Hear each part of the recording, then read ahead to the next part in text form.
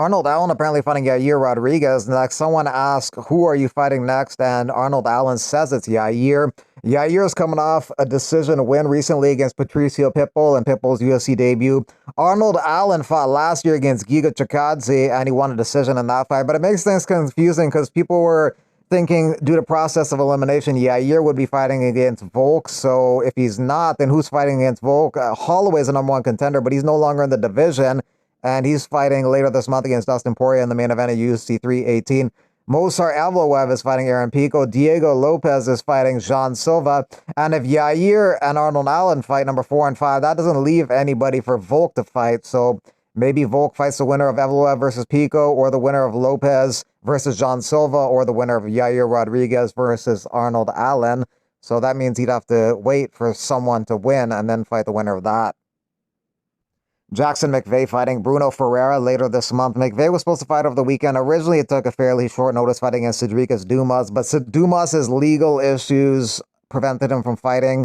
Then Jackson McVey took a short notice fight against newcomer Christopher Ewert, but Ewert came in 10 pounds over, so he couldn't take the fight. So now he's going to be fighting Bruno Ferreira this month. Some people are wondering, like, maybe McVey should get an easier fight for his services and not possibly get knocked out by Bruno Ferreira, but we'll see what happens. McVey has some solid ground skills and striking, but Bruno Ferreira will be the favorite.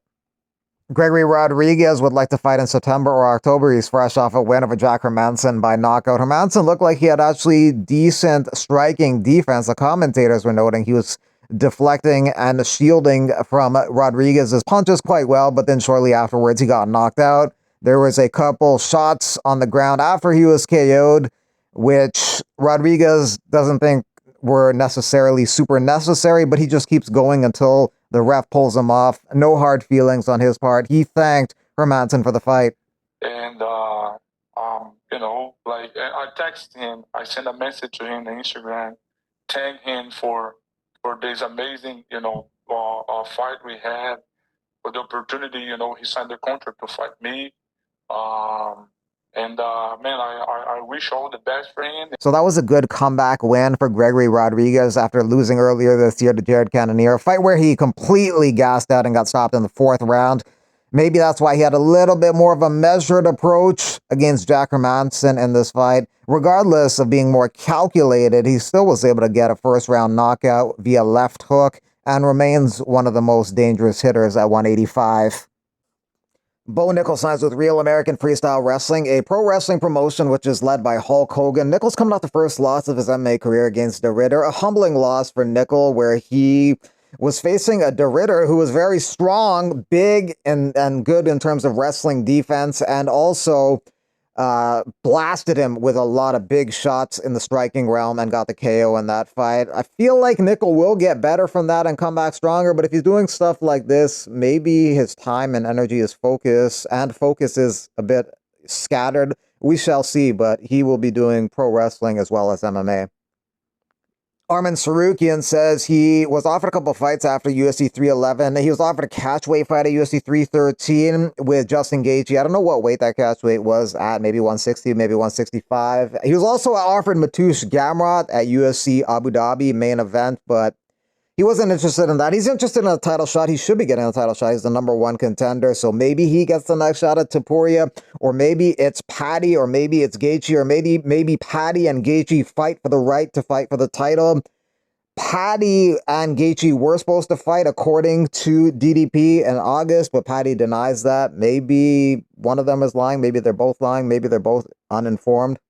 Geoff Neal versus Carlos Prates in the works for UFC 319 in Chicago. They're supposed to fight in April, but now they're going to fight maybe August 16th. That's the plan, but it hasn't been official yet.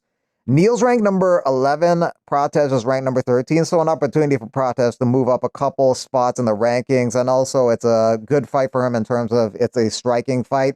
He's coming off a loss to Ian Gary by decision. Gary was winning that fight pretty comfortably until the 5th round, where Prates came alive and almost got a finish.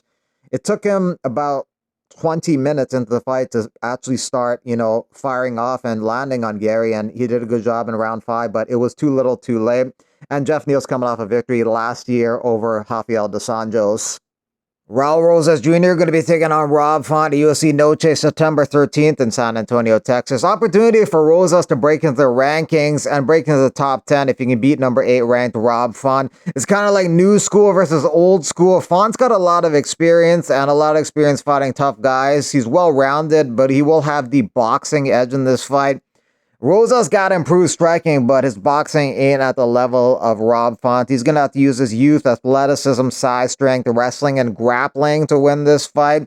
But Font has showed improved takedown D and ability to get back up if he is taken down. That dynamic and struggle will make for a pretty competitive fight. Rosas Jr. is coming off a win over Vince Morales via decision. He's not running through, he's winning, but he's not running through guys the same way he was on the come up because he's fighting tougher competition. And in Rob Font's last fight, he won via decision. He fended off another up-and-comer by beating Jean Matsumoto via decision in a pretty entertaining fight. Rafael dos Anjos injured his leg in that fight against Geoff Neal, and he had to get surgery for that in December, and he's working his way back to getting in the cage, but he's lost 3 in a row, 4 of his last 5, and he's 40, so he's not planning on fighting too much longer. Tony Ferguson was a host at the Hype FC reality show in Thailand, and it got wild fast. That's how these reality shows go.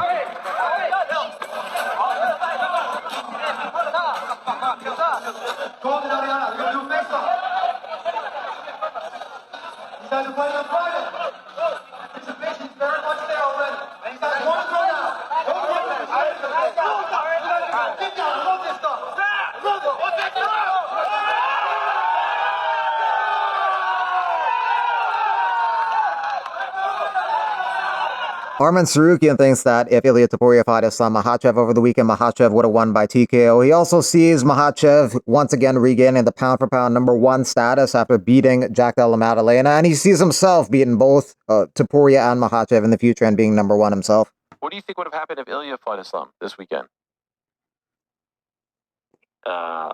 Islam Makhachev He would have beaten him? by TKO. Oh, wow. Really?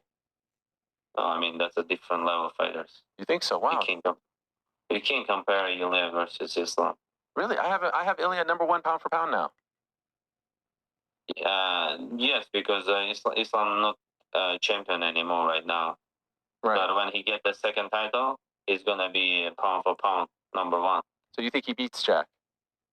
He beats Jack. Yeah. Became a pound for pound #1. I'll be pound for pound #2.